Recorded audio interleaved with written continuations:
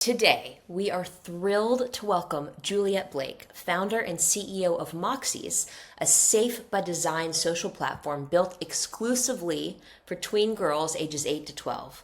Juliette is a second-time founder who's been building for girls since she was 16 years old when she launched Miss O and Friends as a hobby to help her younger sister navigate middle school. That platform grew to become the #3 girls website globally, ranked just behind Teen Vogue and 17, after receiving investment from Procter & Gamble. She went on to create Hyperlinked, one of the first girls series funded by YouTube Originals and hosted on Disney. Now, as a millennial mom of 3, Juliette has launched Moxies to address what she sees as one of the biggest challenges facing this generation, giving girls a healthier, safer entry point into digital life. Today, we'll be diving into why she built Moxies, how the platform is different from traditional social media, and what it means to be a mom building for the next generation.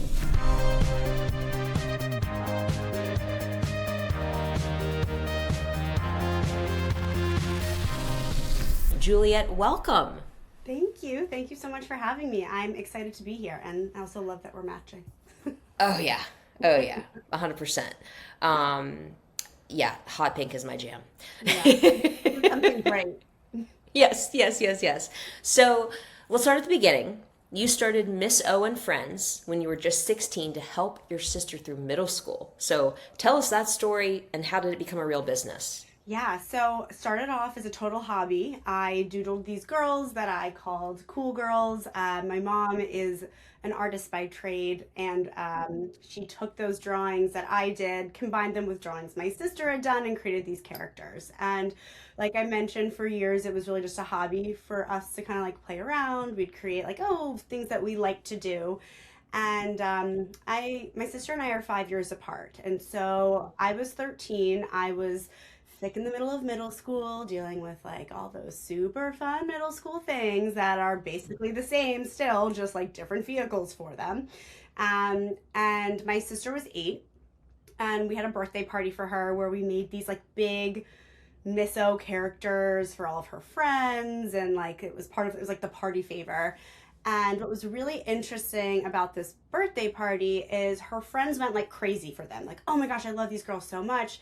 But it was also the first time that I started seeing some of the stuff that was happening with my friends and I happening with my sister and her friends. So they were like really clicking off at the birthday party and leaving each other out. They were talking about their boyfriends. They were talking about how they didn't want to eat birthday cake because they didn't want to get fat.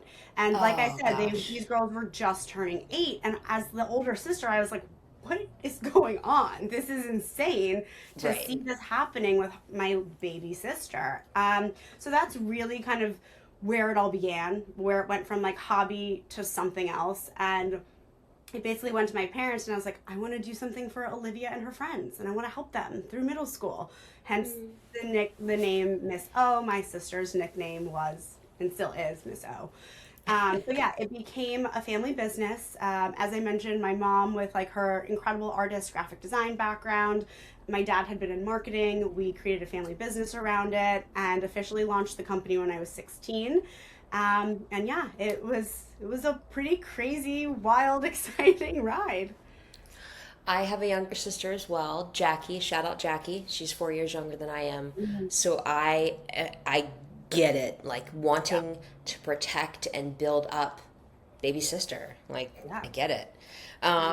So Miss O and Friends grew to become one of the top girls websites globally, and eventually led to Hyperlinked on YouTube Originals. So how did that happen?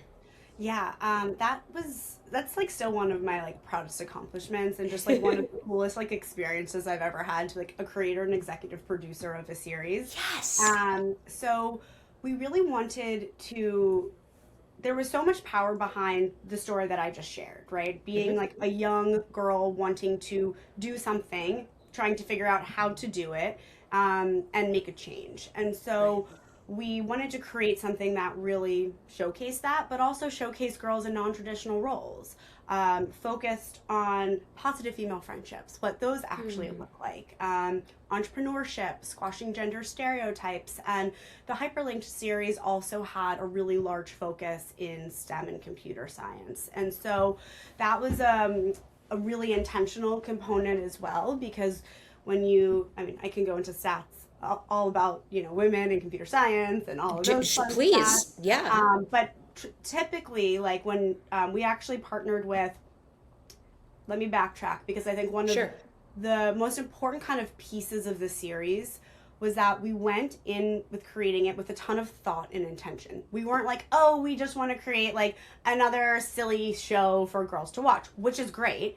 We were like, okay, what type of impact can we have? We know that content can have real impact, right? Yes. We see so much of the negative impact that it has, but what about the positive? And so we, in working with YouTube Originals and their team, we put together this incredible advisory board. So it was Kimberly Bryant, who at the time was the CEO of Black Girls Code. We had Gina Davis and Madeline Denono of the Gina Davis Institute on Gender and Media. That's where I was about to go into a lot of the stats, because they do a lot of research where they are really showcasing how women and girls are portrayed in media. They do a lot around computer science, and basically how they are very inaccurately or stereotypically portrayed. It's basically like you're not even a doctor, you're a nurse in many cases. And so we also worked with Rosalind Weissman, who wrote the book Queen Bees and Wannabes, which was then turned into Mean Girls. So like there was a ton of real like brain power and thought in terms of how we wanted the series to drive impact, while of course being like fun and girls wanting to watch it. And one of the things that was really, really cool about the show is there was a study done after it launched that basically showed that girls who watched just the first episode, so that was literally only 22 minutes of content, were 11% more likely to pursue a career in computer science than girls who didn't. And so when you think about like, okay, 22 minutes, that is it of content, what types of positive outcomes that can have. That is so much of what I'm taking in now, like in terms of building Moxies, but it was also like, it was such a cool experience creating that show. The impact was really powerful. And it was based off of my founding story. The characters' names were Juliette, the sister was Olivia, like the mom was Hermine. So it was a really crazy, wild thing to see that come to life.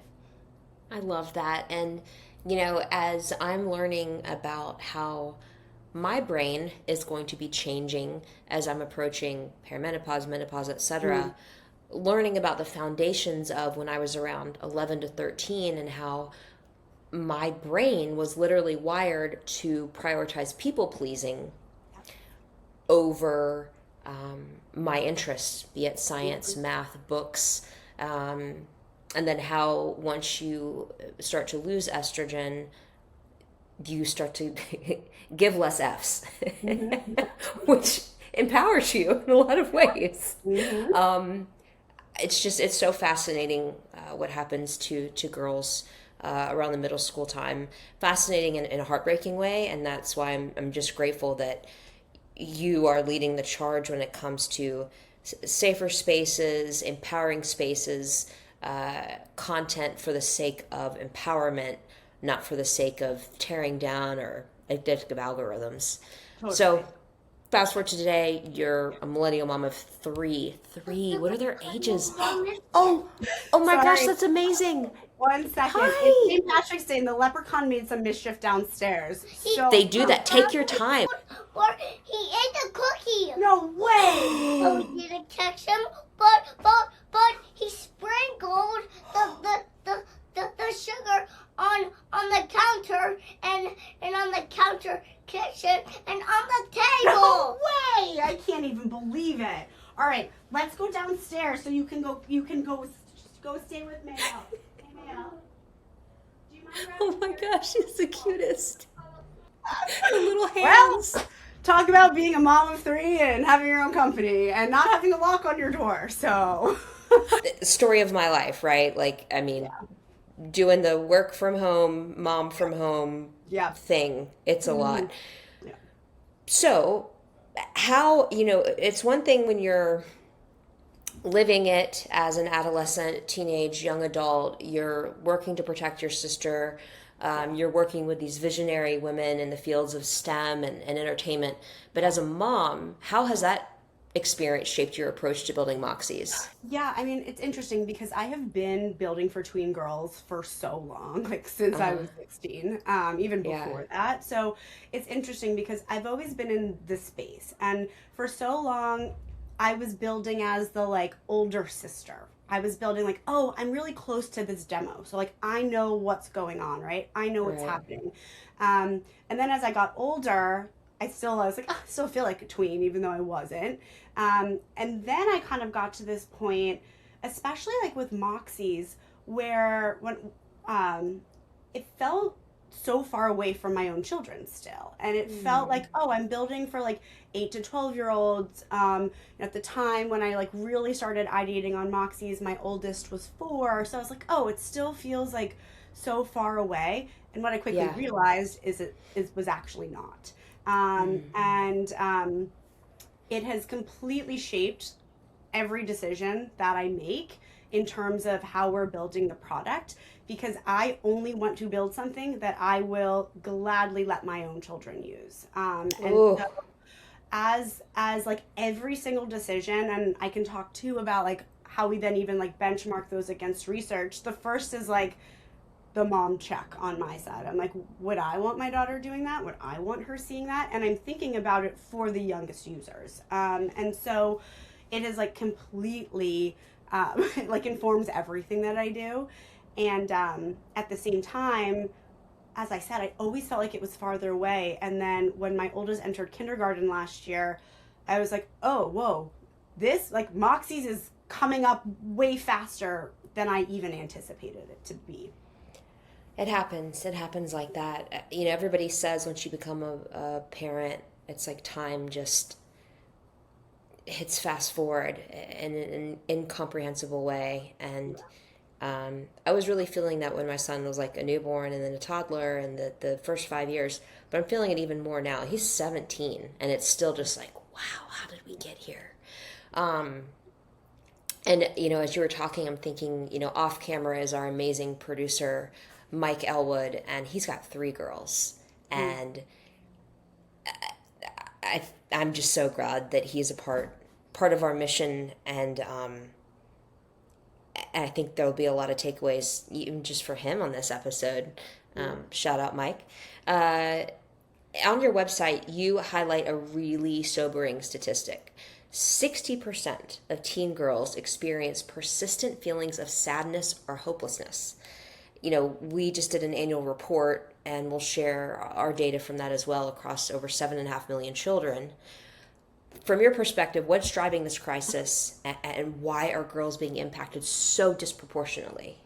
Yeah, that was actually from like a CDC study that was done a few years ago. And it is interesting, and you kind of touched on it like a little bit in the beginning, but I can really speak to, I mean, there's like, general studies too around like loneliness and the feeling of not belonging. I think the sadness and hopelessness is one that like you're just like, it makes you just feel really sad and hopeless, right? When you hear that stat, you're like, that is so sad. And like, what do I do about that?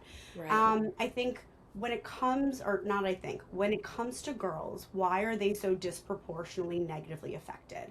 We obviously know that media, social media, plays a role in this. It is not just like the one key driver.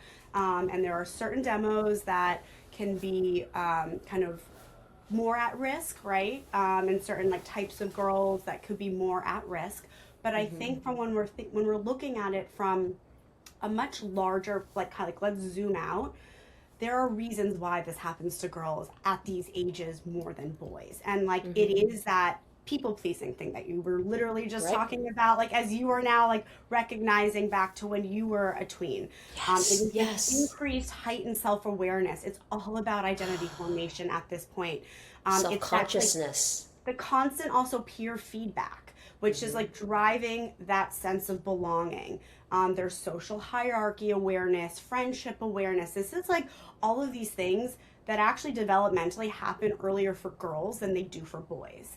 And so when you then look at the technology that has risen in tandem with that, where they're literally like using those loops to get people to come back. Like there's popularity metrics, there's appearance focused content, there's viral comparison loops, there's the endless scrolls. Like, of course, that is going to heighten those all of those like key developmental milestones and insecurities, because girls in those environments are constantly evaluating themselves against others. And I think that is one of the driving forces for when we see research like that. It's that constant comparison and developmentally what is happening for girls at that age. And to be honest, it's not just girls, it's women, it's grown women, it's me. You know, I have to be careful about how much time I spend on Instagram in particular, because I don't look like that. I don't look like the people in my feed. But I think Nor that's will I like, ever. but I think that's like the like what like drives the point home even more. Like you as a grown woman, Grown woman. who like has like accomplished so much in her life, both from a career perspective, from a personal perspective, still feels this way. I'm the same. I have to set limits, especially when I've been postpartum, when I'm on my like when I'm about to get my period. It's like, Oh, oh, okay, like get me off of here. And I think that it's one of those things that you kind of like just don't realize until you like realize it. And when you think about it, for young girls who really have no idea what is really happening to their bodies and their brains and the chemistry that exists inside of them, and they're feeling certain ways, it is going to compound that in ways that can be even can feel even bigger than like they are. big feelings are Yeah. an a-hole. Sometimes they just are, Yeah. and that's a whole nother episode. Totally. But you know, and we've been talking about this, but in case there's anything else to cover, I want to Yeah. deeper dive into the fact that you say that most platforms weren't built for girls. Yeah. What do you mean by that? What happens when girls use platforms that weren't designed with them in mind? Yeah, I mean, I think you can generalize it even more and say most platforms weren't built for kids. You know, they go back, the majority of big tech platforms that we are so familiar with, they are based off of the attention economy. So, like, what does that mean? They have to monetize off of attention. So then what does that mean? They have to monetize off of harmful, dangerous, and addictive features, because that is what keeps people coming back. We literally just talked about how that makes us feel as adults, and then like you think about how that affects children. And so when I look at the larger tech ecosystem, that is like the business model. That is how they are monetizing. That is how they have this fiduciary responsibility to their shareholders to like maximize profit. It has nothing to do with the actual outcomes of the users themselves. And so what really, what we're building at Moxies is a new way to build ethical tech for youth that is not prioritizing this attention economy and these addictive behavior loops and this toxic content that is like keeping people coming back and like feeding those cycles. It's like, okay, like let's take a step back and like what is actually the most important thing, and it is our children's mental health and their well-being, and how can we build something that prioritizes that? Like, what does that look like? So that's really what we're doing at Moxies, because that is not the typical method. 80% of kids' apps have these addictive design features within them. 80%. And another stat, like 49% of kids have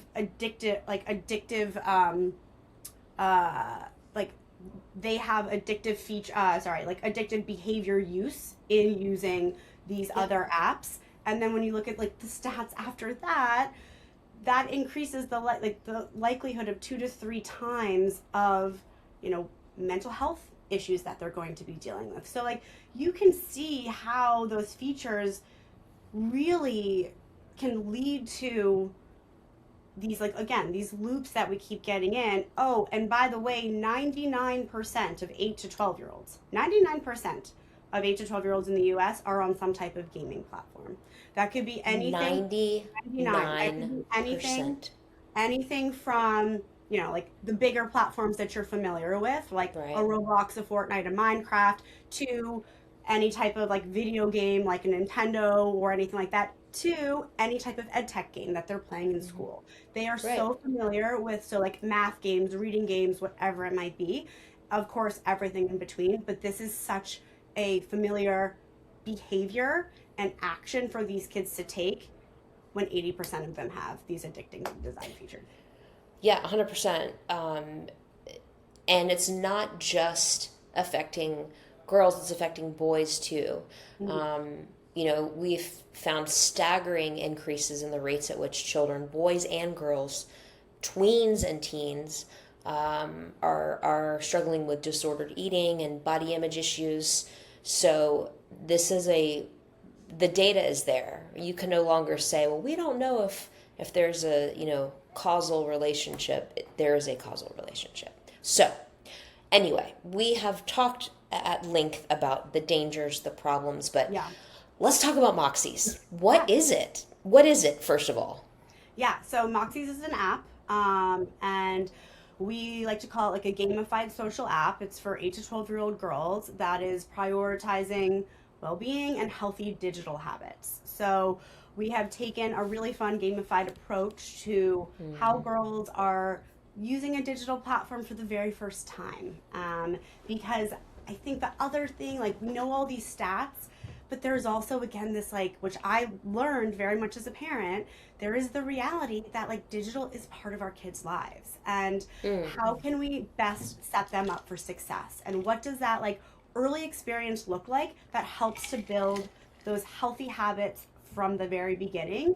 So it's almost like Moxie's is like this like early intervention for like healthy digital habits. But So essentially, how's it different from Instagram, TikTok, Snapchat, yeah, etc.? yeah. So we have something called like a Safe by Design Foundation, which means like we're looking at we're prioritizing like user safety, their privacy, as well as then like well-being from the start. So like there's high privacy like default settings, there's content safeguards, parental tools, but then there's also those protections against like those addictive behaviors. So we built a lot in by default to how the platform is actually built. It's not like a toggle you have to like go deep down in and like figure out how to turn on, and then you're like, wait, I thought I did it and I didn't. It's not like an added design feature well after harm has been proven. It is like from the very beginning. And so we have collaborated with a ton of experts in youth development, education, technology, to really look at how can we design something from the very beginning that is still like fun and joyful and girls want to be on there, but that's also giving parents like that peace of mind in terms of, okay, like I know she's going to be okay on this, and actually this is going to help build her digital literacy in more ways than I like know how to even do as a parent. So I'm pulling up Moxies now. Yeah. Just this. As a marketing and design nerd, I love what people choose to upload to the app stores as like their screens, right? It's Mm. a whole world Yeah. of decisions there. Yeah. And so Moxies is labeled as safe social play for girls, age 9 plus. A new kind of platform built for tween girls to connect safely, express themselves, and have fun. Safe by design, chat, play, create, your look, your mood, your Moxie. Customize your Moxie so you can Mhm. like create your own character. I would Yep. have had so much fun with. I might still have fun with it. Connect in trusted groups, chat with your friends, private group chats. Now, I guess on that note, I Mhm. mean, I just said I might still have fun with it. How do you keep creepy adults from talking with girls? Yeah. So the way that Moxies works is there's no public profiles, there's no public search, there's no way to like add people. You are joining with unique group codes of groups that you're already a part of in real life. Because what we have found so much from parents is especially when it comes to the chat functionality, right? That was like a big pain point that we were really like solving with parents of like, how do we solve this for both like what your daughter wants and like what your issues are as a parent when it comes to other chat. And so what we kept hearing over and over from parents is like, no, I don't want my daughter in like that WhatsApp chat or that iMessage chat, or I don't want her on that Group platform. chat is so toxic. Like exactly. I don't want her Yep. on there, but I also don't want her to miss out on these key social moments. What do I do, right? And so for us with the chat, the way that it is designed is you're joining with your Girl Scout troop, you're joining with your sports team, you're joining with the girls in your grade, you're joining with your neighbors, your summer camp friends. Like you're joining with these community groups that you already have that you want to talk to outside of those like activities that you have. Wow. And so like you can't find anybody, you can't search anybody, you just get added to the group of those people. You can be in multiple different groups, but from a safety perspective, that's kind of like the first part. The next part too is just like what's built into the chat itself. So like again, Right. by default, like what does it by default look like when we're looking at safe by design? They're not getting constant notifications every time there's a new chat. Instead, they're like learning Wonderful. how to build like healthy boundaries with chat, which also means chat shuts off for everybody at 8 p.m. and it doesn't turn back on until 7:30 the next day. Um, Thank you. Thank you. Thank so you. like these things, and it literally says like it's time to wind down, like it's time to take a break. So it's like, how do you start building these healthy habits early? How do we like not have this in our hand all the time? It's like we need to learn how to build like boundaries early with it. The other thing too in the group chat is we have a lot of proprietary filters around toxicity. So like Good. not just looking for like bad language, but actually like also leveraging this as like a learning moment. So for example, if a girl in the group chat goes to like send something like, you know, so nice and kind, ew, you're so gross, or ew, I hate you, or whatever other fun things, like it actually doesn't send. And instead, a little message, like an exclamation point pops up, and it lets the user know that this was not a kind message. It goes against our policies, and we give her the in real time chance to edit, send it, or delete it. And if she chooses to send it, it will still get blocked. So we're building, like we're building out a lot of these like learning moments. Right. But like there is a lot that they don't know. There's stuff that they do know, right? There's like people that are intentional about harmful things. There's some things that's like, I didn't think that was going to be mean. And then they learn that it actually was mean. Wow. So that's how we've built like the chat to be different. They're also not uploading videos and photos of themselves. Instead, they're using their Moxies. And so Great. it's a way for safety because we know that girls like to create that creative self-expression, but they're not using videos and photos. Instead they are able to create and edit multiple different Moxies to showcase different moods and vibes and personalities. We're doing a lot of really cool things with those and kind of these next builds. Yeah, so like that is like the chat was actually something that like we really wanted to co-create with parents to understand, because parents are like, I also like, I don't want to have to go in there and monitor her chat Moderate. all the time. Like think about like the mental load that we already have as parents, and also these parents who are trying to do the most and want to make sure their child is safe, but then it's just like, oh gosh, I'm trying, but like I can't even keep up with it.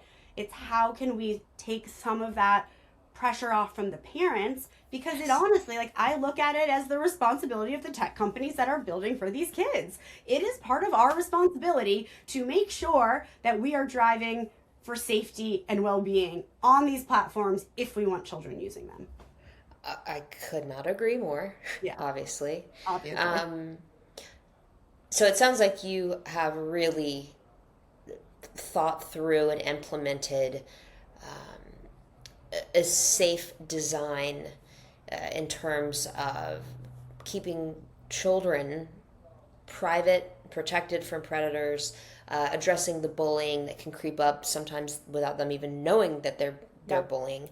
What about when girls might be expressing any thoughts of suicide or mental health issues? Are there or using profanity, not at somebody, but like, are there other sort of filters and flags for that as well? Yeah, we have a ton. Those are all like baseline flags and filters that we have. So it's Wonderful. like looking at everything that's I guess like everything that you and I would be like, this should be an obvious, which again, it's not always the case, right?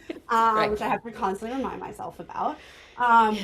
Like all of those very obvious things is already implemented in there. Actually, users can't even share external links because what parents are also Oh. telling us is they're like, oh, well, like my daughter's not allowed on TikTok, but Hmm. someone will send like a video, like a YouTube Shorts link or another Right. link for her to watch the TikTok. And then she's exposed to something or all of those different types of things. Um, so yes, all of like the basic, and then we have all of these added toxicity filters that are Mm, very much specifically for this demo. And that's yeah, amazing. we look at Moxies as like it's autonomy but with safeguards, and that really is what is missing in so many of these other platforms. There's no safeguards. Like I compare like big tech to like dropping your child off in the middle of Times Square, Yeah. right? Moxies Oh is yeah. like dropping your child daughter off at her best friend's house. And you can be like, okay, you know what? Like this is gonna be okay. And that's really what we're like. She's gonna have also even more fun at her best friend's house than in the middle of Times Square by herself, right? So like bringing in that like fun, joyful experience for girls too, of course, is a top priority. It's so great. You've collaborated with experts in user experience and Mhm. interface, also youth tech, psychology, clinical research to build Moxies. What have those partnerships taught you about what kids need from technology? Yeah. Um, I mean, it reinforces a few things. One, that it's not going away. Technology is not going away. It's only evolving, and it is something that even if you as a parent are not allowing your child to have at home in school settings, unless you are homeschooling your child and have full control over what they are doing, The they are bubble. going to be exposed to it. Plus, like your policies are only as strong as your child's friend's weakest, right? Your weakest, the weakest. And so, you know, it has taught me a lot of the fact that parents are really trying to navigate this, right? They're really struggling with it. It's a huge struggle for parents. And at the same time, there's kind of two things that are happening with kids. They want it and like they are asking for it. However, there is this shift that girls, especially the girls, like we've been working with hundreds of girls all across the country who many of them have had access to all of the other platforms, right? They have been on everything and they are exhausted by some of those features. They are exhausted by the constant messages from strangers. They know how within seconds how to like what they need to do on Roblox, for example, to block predator messages and report them. Like it's wild. Like I'll be sitting with these 8-year-old girls and they like tell me what they have to do and they're like exhausted and drained by it. Um, but what we're also seeing is it does allow for connectivity. It does allow for development. It does allow for positive outcomes to happen. Again, if we can build with real thought and intention. And I mean, we're even seeing a ton of this within the platform itself. Our metric, like our North Star metric is well-being. It's not time spent. It's not how many times are they coming back. It's like not all of those like retention, like consumer social product things. It is well-being. And so we have been measuring the efficacy of Moxies. Like how are we driving towards well-being outcomes by these girls having Moxies as their screen time? What is that driving towards? And we had a team of PhD researchers that have been working with us, and we're seeing 79% of our users have more positive well-being outcomes after playing on Moxies, which includes improvements in mood, confidence, and self-regulation. So like three core things as we think about building healthy, confident, digitally literate, like young women in this next generation. We're already showing that, like, with what we're doing at Moxies, can do that. And even more. Oh, and by the way, like, they're still spending between a quarter and a half of their total allotted screen time on Moxies. So, like, they're choosing to still come back. And that's where like we're seeing these big shifts with kids of they know what's bad, and of course kids are gonna like want to do bad things. However, they also are exhausted by it, and like there is this like very large shift that's happening, which I'm excited to see.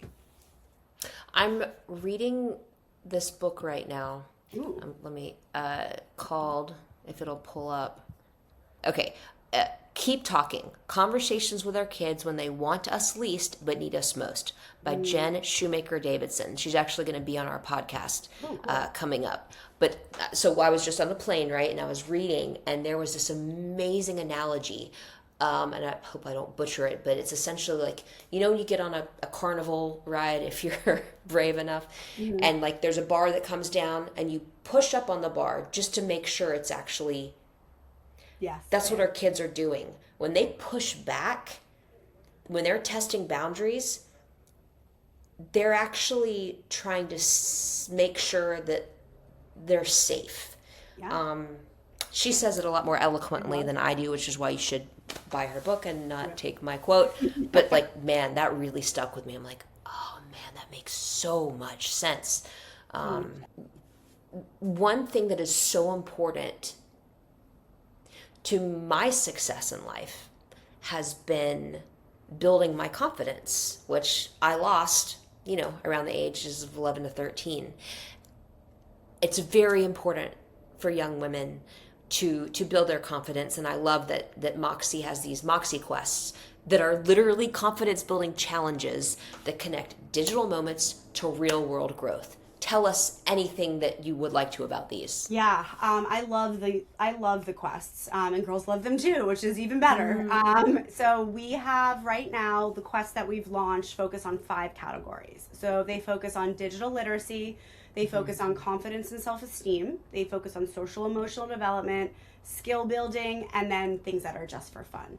And every time users play a quest, they are learning something, they're having fun also while doing it, and then they're unlocking some cool new item for their Moxie. In some cases too, we are working with like very aligned brands to bring in like physical product as well. And that's actually like a really interesting opportunity to do a lot of reframing, right? So like, especially when we think about the interests that girls have. So for example, tweens love beauty. They love skincare. Yes, right? they do. They do. And like, I'm not trying to get them to not like beauty and skincare. However, do they need 10 steps? No. Do they need to be using products that are actually bad for their skin? No, right? And so it's like taking this like skincare moment of things that they love, and how do we reframe it around a self-love moment? How do we reframe it around a mindfulness moment? How do we reframe it around education for like, oh, what product should you actually use for your skin? What do you actually need?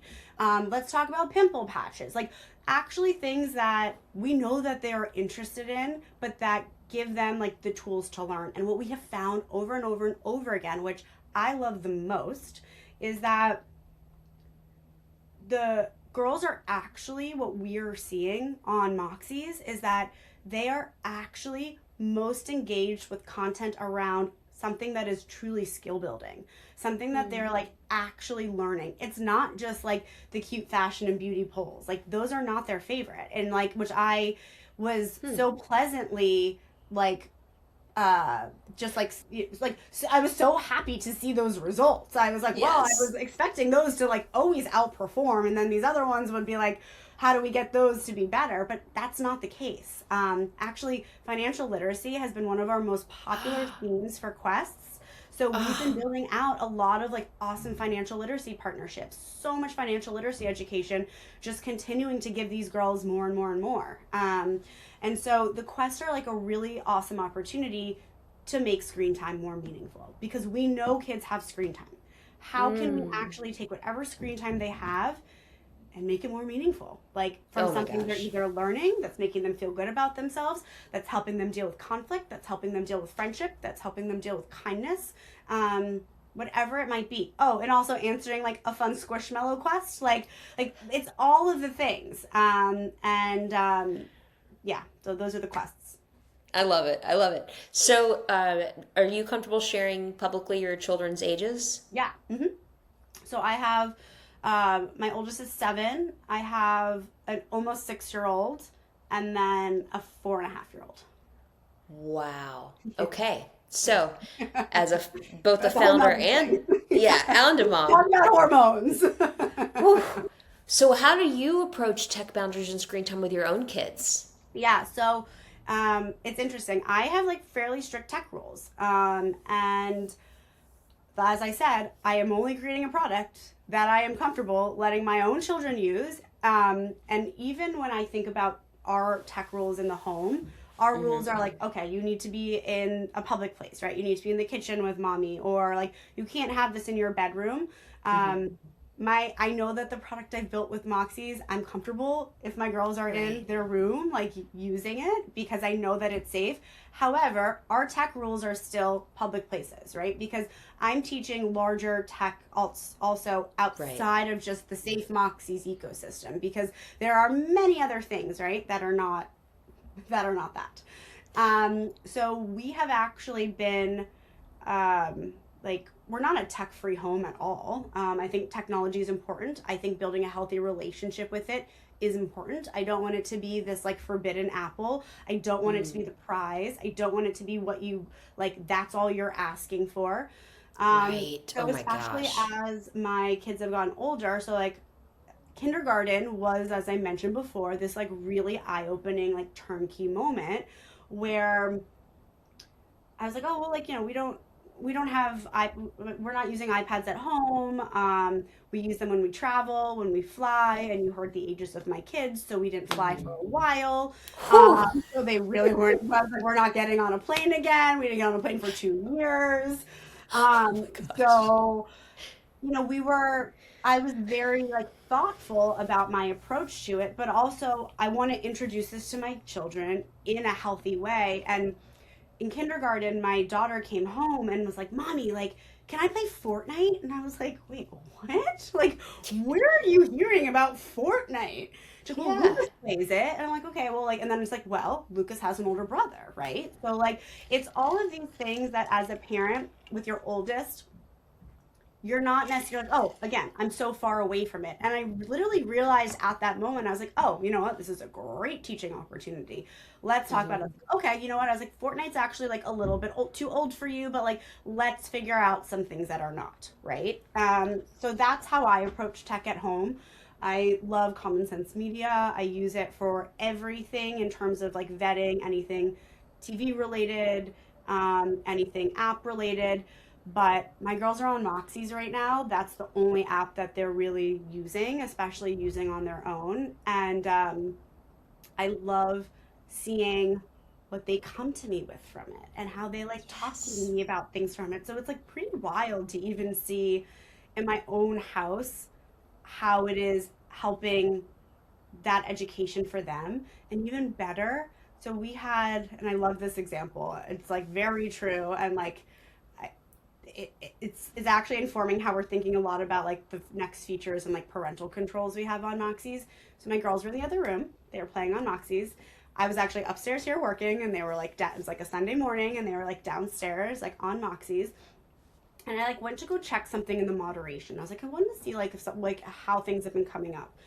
And they had stopped playing Moxie, so they were like outside playing or whatever at this point. And I went and I saw like my daughter's username was like flagged in moderation like multiple times. And I was like, okay, like let's go see what she was posting or trying to post.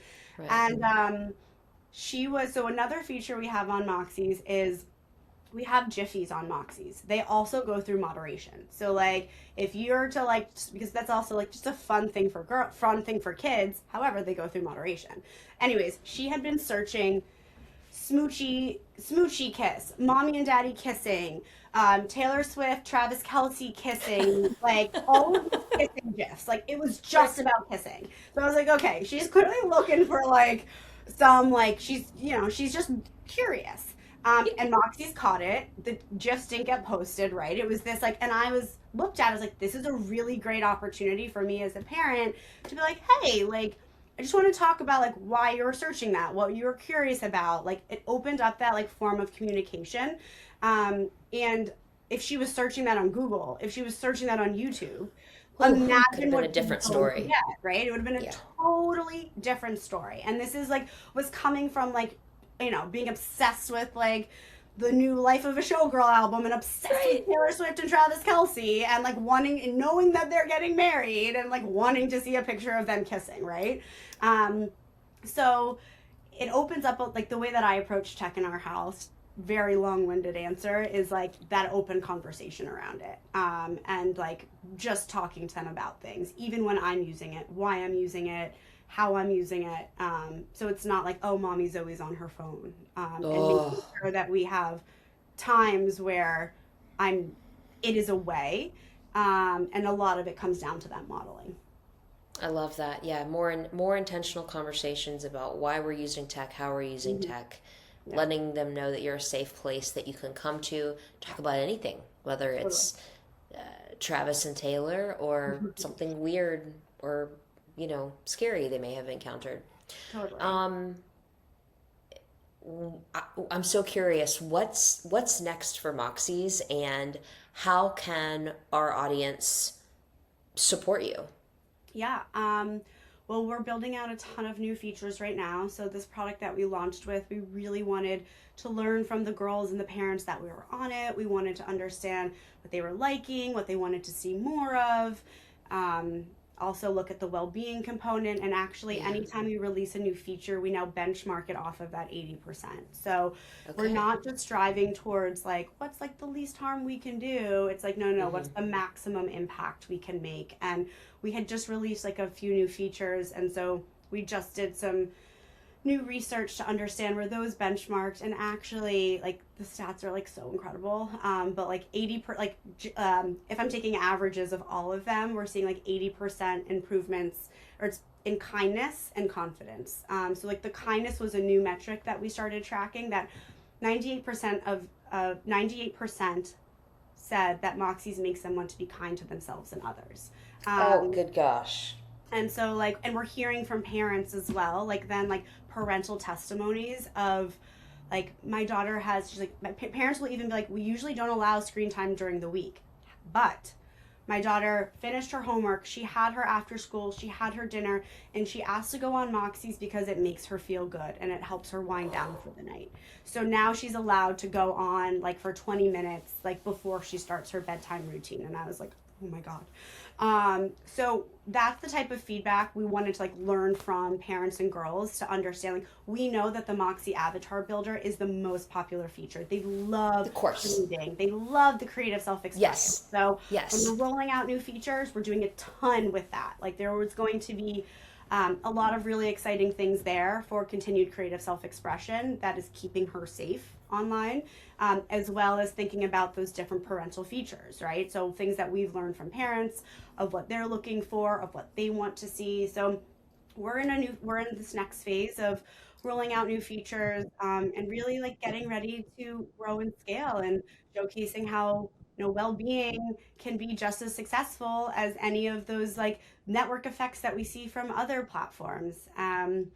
And like in terms of supporting, if there's anyone that still wants to join like as part of like our early beta, we do have a few spots left. Otherwise, like it'll be wait list to then get on once we launch like the V2 of Moxies, which will be coming in likely June of this year. Okay, that was going to be my next, Yeah. 10 questions is Yeah. like, okay, a lot of parents are going to hear this Mm-hmm. episode and they're going to want to go download Moxies. Mm-hmm. Can they do that? Yeah. And can their daughters get on, or do they have to wait for an invite from a specific friend, code, etc.? Yeah, so they can go to joinmoxies.com, Okay. and they can request a group code. If you also download it from the App Store, you'll see in your registration process, it'll say like enter your group code. If you Hmm. don't have one, there's also a button there to request one.